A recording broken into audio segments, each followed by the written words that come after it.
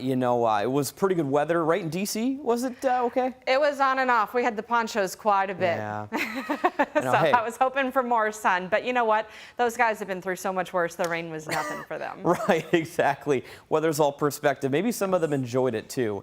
We are going to be picking up around some showers throughout the day or throughout the daytime hours on Friday. Today and tomorrow will be quiet, but I want to give you a heads up planning out the remainder of your week. Heading into the weekend, we have an all-day rain event slated for the area.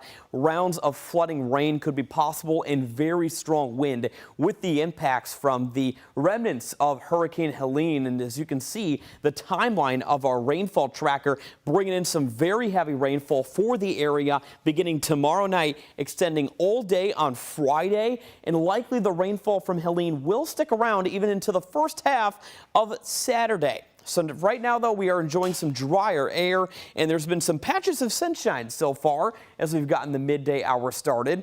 Temperatures so far across the map in the 70s, in downtown at 74. The airport still at 72, and I do have the airport forecasted to get to a high of 77 today. It all depends on how much sun that we do see.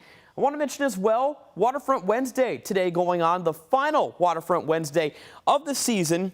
There could be a stray shower possible later on throughout the afternoon, but we're going to be looking to stay mostly cloudy, so the sunshine really will not be an issue. Of course, we're not tracking extreme heat and sun, just some clouds, and should be a pretty nice evening to enjoy some live music and head on down to the river.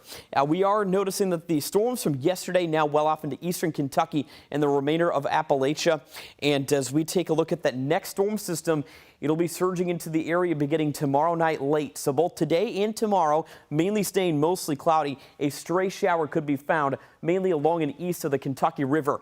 Later tonight, temperatures falling back into the 60s. We'll be noticing a mostly cloudy to partly cloudy sky. But the big story, of course, will come into play beginning tomorrow night late. Once again, a stray shower could develop west of I-65 as we get into later on tomorrow afternoon. But here comes that surge of moisture from eastern Kentucky and southeastern portions of the state. There will be a lot of heavy rain inching in, and rainfall tallies could be very significant with strong wind underway. You can see with all these wind particles and the very heavy rainfall all day Friday. Unfortunately, Louder Than Life will be a wet setup here for the end of this week for the second day of Louder Than Life. And once we hit the noon hour and beyond, take a look at these bands of yellow and oranges. That is some rainfall rates between about an inch to maybe an inch and a half per hour. We're going to be noticing the rainfall still sticking around into mid-afternoon on Friday and a possible brief break just after sunset Friday, but still hanging on to some bouts of rainfall as the back edge of Helene still will be impacting us into Saturday morning. So when it's all said and done, models are still displaying 2 to 3 inches of rainfall in Louisville. Spots north of I-64 likely between an inch or 2 and up to about 3 inches or more along and south of the western Kentucky and Bluegrass Parkways.